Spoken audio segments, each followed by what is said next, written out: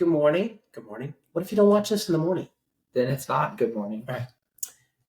What was the First one of the new year. That's the way we started. Happy New Year. Welcome to another corner conversation on the book of 1 John. We are turning the page to chapter 4 today. The conversation in the repetition of two things. Loving, seeing focus on who Jesus is and loving others. But today is Jesus. We did it. We did it. Did it. 2024. Yeah. 2023 was better than The three prior. Two prior. not very hard to do. Different. Very different. Yeah. I walk to the Y several times a week. And for some reason, yesterday, no, it was, I did a different route. But anyway, it just struck me again how empty downtown second floor retail is. Mm. Maybe it's because I was going a little bit earlier or whatever, but everything that should be open has for these signs on it. It's just as so the impact is still happening. Yeah. There's a bunch of new businesses that are opening on that second floor. Yeah. SK just opened a new shop. Yep. Well, Which Rich has probably been to 10 times already. Downtown? Yeah. I've only been to Skyway downtown level. once. where is it?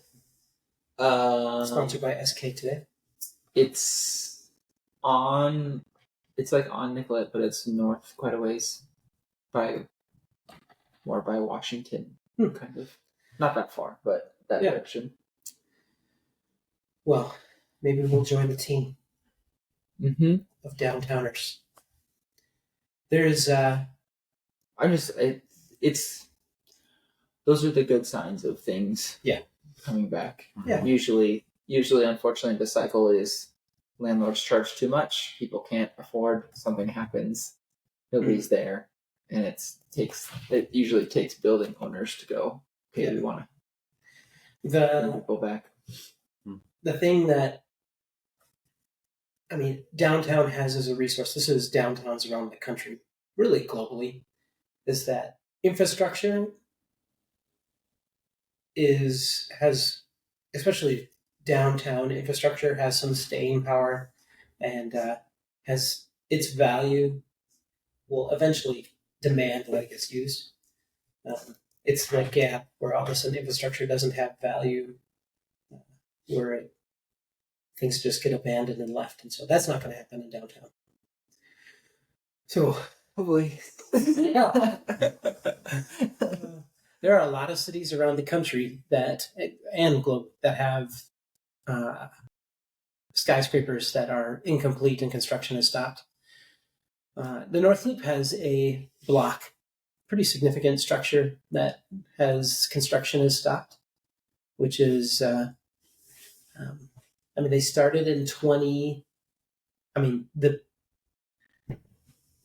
planning and zoning, it got approved in 2019. They started construction in 2020, and it was a significant project. And then now it has stopped. That's too bad. So it'll probably sell, and somebody will finish it off. But hopefully, it doesn't sit for too long as an uncompleted structure and have to tear it down. Oof! Yuck! Yeah, that'd be terrible. Huh? Yeah, we need Rachel to nudge us away from infrastructure conversation. That's not a bad thing. This is our second week in a row without Rachel. Yeah. Then we just talk about nothing. I mean, if you think about it, 1 John 4 is infrastructure conversation, so I might as well just Sure. Faith, on in there. infrastructure. That word's a hard one. Infrastructure? Infrastructure. Mm. What are we doing? What is this? Well, I do think 2024 is weird. I do think that the concept that is written in the first 6 verses, really the first 4.5 of 1 John chapter 4, is there's a declaration. You can know who is good, who's right, who's wrong. It's put on the table. Yeah. And it says, it's somebody who says that Jesus is the Messiah, is the Son of God. Good. Somebody who says, no, not good. Yeah. And knowing that is very, like that formula, super simple. Then the next verse says, and you're good. You got it, which is a declaration that you do believe that Jesus is the Messiah. Now, First John is written with a lot of intense intentionality, like overt intentionality, which is, I think, is really hard to write and pretty beautiful. But writing to the positive with high expectation is something that John really, really does. It's that declaration from chapter 2, verse 1 and 2. Writing to this so you don't sin. Duh. But if you do happen to sin, remember we have an advocate, a Messiah, Savior, perfect Savior, Jesus. And so the writing to this positive, and so there's this declaration. We know you can figure out, or you can know who's in or out, who's right or wrong by their recognition of Jesus. You've got it. And so now you can say, well, this must be written to somebody else because I don't know. Or, which is fine, but I think that the challenge in it is to realize, man, this is something that I really do need to put weight into, is what is faith or belief in who Jesus is. And the answer of what I should say, because you can, you read the answers, it's like what does a professor give you? A study guide. When a professor gives you a study guide with all of the questions and the answers, it can lead you to study where just like, ooh, I recognize this question, I know the answer to write down. It doesn't necessarily mean that you know anything or believe anything. And so you can read these verses of 1 John chapter 4 and go, I know what I'm supposed to say. But how you go from, I know what I'm supposed to say, to believing that Jesus is set apart, not just some guy. I don't know. Yeah. Well, that's why we're going to give a... You don't know. That's why Yeah. We're going to give, I think, some fun processes to understanding what faith is and the impact of belief and removals of belief and so on. I think, one thing we're going to do is you've come up with a list of just somewhat commonly held beliefs and have people as a table just remove some of them kind of haphazardly or without giving it much thought, and then say, all right, now what is a culture that doesn't have these beliefs? And I think part of the guts behind that is you can say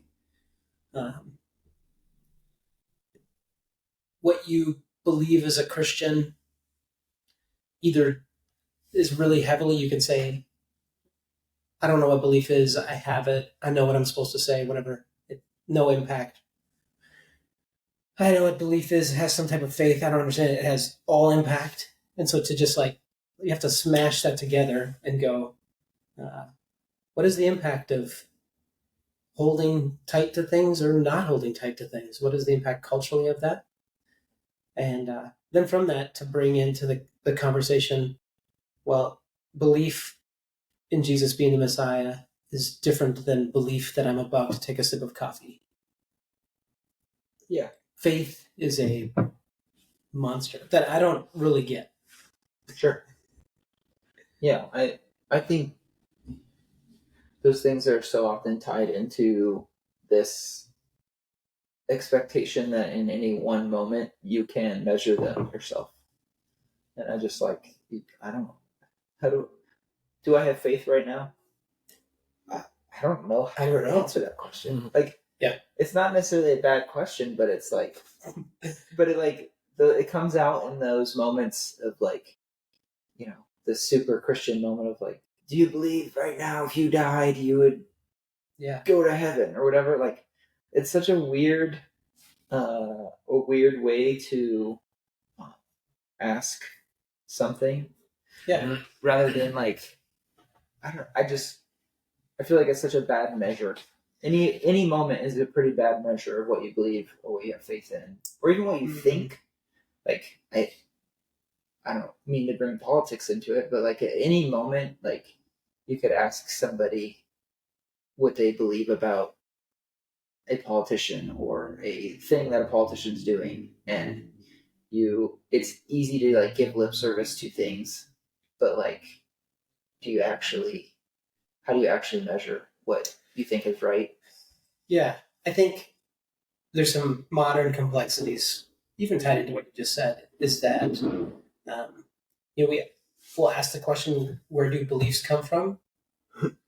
Which is cumulative, is complex, but I think there is um, maybe it's always existed, but I think something that could be pretty unhealthy is a place for beliefs to come from.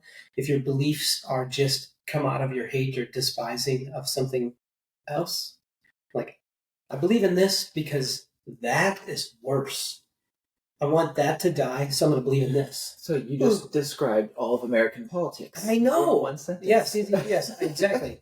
And so that, so thinking about bring that to uh, Christianity. I'm going to believe in Christianity because pick any other is so bad, so I'm going to believe in Christianity to stick it to them. Or I'm not going to believe in Christianity to stick it to them. Stick it to them. Yeah. Which is a very common thing these days. Yeah. So you take the complexity of where do beliefs come from, which is hard, and then say, what is the difference between a belief and faith? What is faith? And it really, hopefully, the act of talking out how complex that is gives like credence to the words of First John. Because if you just say, "I know the answer," Jesus is the Messiah. I know I'm supposed to say that, and that means I'm good. I'm in. Well, is that where belief comes from? Is that what faith is? Well, I think that's like the beautiful part about First John with that caveat that he gives. Like, I'm writing this so that you don't sin, but if you do, it's this caveat of like, I am doing this so that you can have a better relationship with Christ, that you can live in harmony with one another, so that you can have peace and joy and all the things that come with faith. But in the moments that you don't, there's still hope. So like in the moments that it doesn't work, it doesn't mean your faith is over. It doesn't mean your faith has been thrown away. It doesn't mean that faith isn't still accessible to you. Yeah. Which is amazing. Yeah, the English translation, NIV-ish, says of God, which gives picture of relationship of God. So if you believe that Jesus is the Messiah, you are of God, have relationship with God. And bringing that to a question of like, so what is the impact or the value of having faith in Jesus? I think there can be perspective that says, well, the value of having faith in Jesus is that it means I don't go to hell, or means my prayers get answered, or I don't feel bad, I have peace. People don't ask me how I'm doing because I'm always doing that good. And so, again, I hope this is what I've needed, is to like really like mess up the table, the organized of just says Jesus, Messiah, got it. It's nice, stacks up very nice, very nice, and mess it up, and then go, all right, well, why do you have, or why should you have, or what is the value of having faith in Jesus? Yeah, I feel like the one hard part about a question like that is like when you say value, people are always going to reflect that in like self-reflected that. So like, what do I get out of it? Is when you ask the question of value. And faith is beyond just something that I receive or I get. I think sometimes just like it's not about getting, it's about knowing what's true or having hope in what's true. Yeah. And sometimes that means I don't actually get what I want, which is good Yeah. and right, I think. Yeah. So I don't know. I do have a very the I love talking about faith in terms of value, but I do think there's some danger in it of like the okay, I'm only gonna do it if it brings me value. Mm. And I think if everybody only did things that brought themselves value, we wouldn't really like the world we live in. We bring it to relationship with humanity or other people, and you just go, Yeah. well, I'm friends with you because I get. I'm friends with you Right. because I get. I'm friends with you because when I'm with you, I feel it's so close to not being bad. Well, and it can be it. A lot of those things can be okay and can be good. Yeah. But like when in a moment when they get pushed to their extremes, it's where things get Yeah. a little crazy. Well, if what you receive out of relationship is a byproduct of the relationship, different than I'm in relationship to get the byproduct.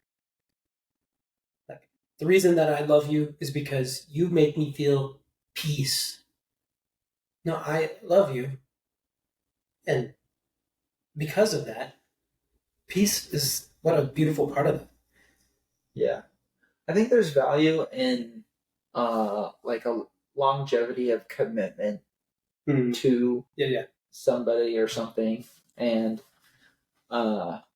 it's not necessarily like always. It's not about like I just think of like my relationship with my wife, and there's so much value in the just like this is what we said we were going to be to each other one day a long time ago when we were very stupid and immature and didn't have good perspective. And through all the things that have happened in life and the hardships and the great moments and everything, I am going to still fulfill that commitment because I said it and I want to be it. And I think like I mean that is like the story of God to humanity in the Bible. It's like he made these promises to these ancient people, and even though things got messed up and crazy and weird along the way, it's this like picture of God being like, nope, I'm gonna stay consistent because there's value in that consistency of being who I am because of who I said.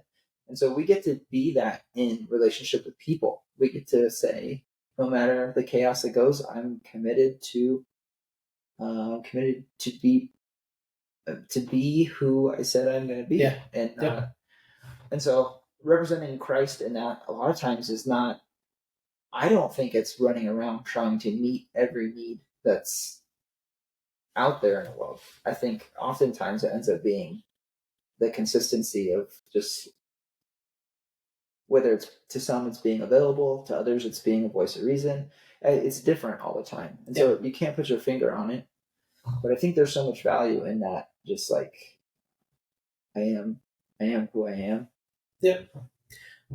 Well, it's focusing on building your being as opposed to focus on building your doing. Being faithful and having faith is different than whatever the just grab a simple fruit of faith. And that's a dumb phrase, but if faith is supposed to produce loving your neighbor, John would say again in this letter, you have faith in Jesus. Also, if that a good window that you have that is that you love others, you should have faith in Jesus. A good window that you do that, have that, is love others. And so it's cumulative. It's apply all. It's not just, oh yeah, so it doesn't matter about my faith. I should just focus on loving others. Not bad, but feeling that as a cumulative reality as opposed to an isolated reality. It's kind of like saying loving your neighbor, just like, yeah, I've got a story. One time I, That's not loving your neighbor. Yeah. I added to the last two questions the words over time because I knew that Greg wanted to write them. But why is belief, faith in Jesus important over time? Yeah. It's a big thing. And then the last question being, what is the impact of faith in Jesus over time? Because I think that one thing that we can sell, Christianity as a belief can sell, is have faith in Jesus and see it as a momentary reality as opposed to have faith and belief in Jesus over time. I mean, it would be so much easier to sell Christianity. And by sell Christianity, I mean like gather larger crowds, get more stuff. If it was just a single moment, and as people, we were talking earlier, Scott was making fun of the REI membership and how it's like a one-time thing. And welcome to Christianity, $30. Yeah, it'd be easier if you just, I paid my $30 and now I know I'm in, and it doesn't, I can shop anywhere, but I can get all the perks. But I still get the perks when I go to REI church. Church, yes. It would be, but it's much harder to communicate and have expectations for people and community when the call is, it is the overtime. It's not the again and again and again. Yeah. Am I a good Christian in this moment versus am I living out my faith? Yep. Have I done it in the past, and do I have hope for it in the future? Which is, 1 John is written to a community of people that are in the midst of drift, which is the contrary to overtime. There was focus on Jesus and loving others, and that has faded, is a nice way to put it. Yeah. And so just natural. Yeah, to hear this letter, to feel it addressed to us is like, stay on track. Stay on track is really important. Yeah, I think it's important to have, and that's probably what First John, the author, was doing. Is like, all right, this is a moment of refocus, and I think every church community, every Christian needs moments of refocus. I think of we've been doing the blog and the podcast and messages forever, and it's so funny to me, like how often the same themes are just like literally, and we're back here again, and we're talking about belief, and we're talking about being versus doing, and it just happens over and over and over, and it can feel very like it just repeats forever, and I think that's part of the point. Yeah, it's like, okay, this is another reminder to focus on this, because it doesn't just happen. No.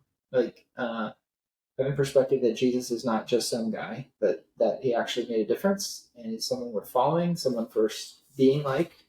It's not something that just happens, and so I need reminders. Why is belief and faith in Jesus so important over time?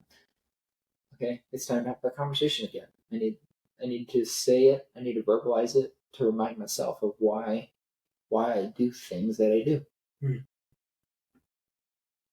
And part of that is because you can't know faith. We talked about that too earlier this week, and we need reminders over and over again, because faith is not knowing.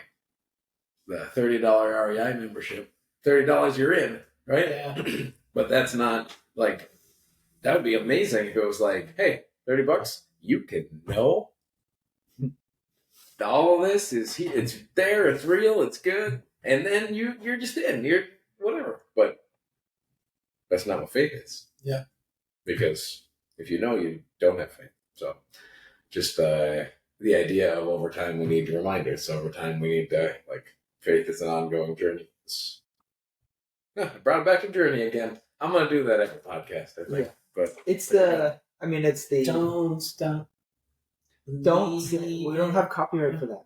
Oh man, I'm gonna have to edit this week. I do think it's the why do I think it's if you didn't grow up in like a Catholic or Orthodox church, you're like, why did they do like literally the same thing every single time? Every single time, there's no variation, and a lot of it is just this like idea of practices. Like you have regular practices of faith. It's like every Sunday when I do connection cards and I ask people to write prayer requests, I remind them this is one of our practices because if we practice it, we might believe that prayer matters, right? Yeah. It might make a difference. Yeah. That's practice. And then what happens when you're in the poop? Well, your practices come up because you've been doing them so much. So it's like you're in the middle of this spot where you're like, I don't know what to do next. There you go. Yeah.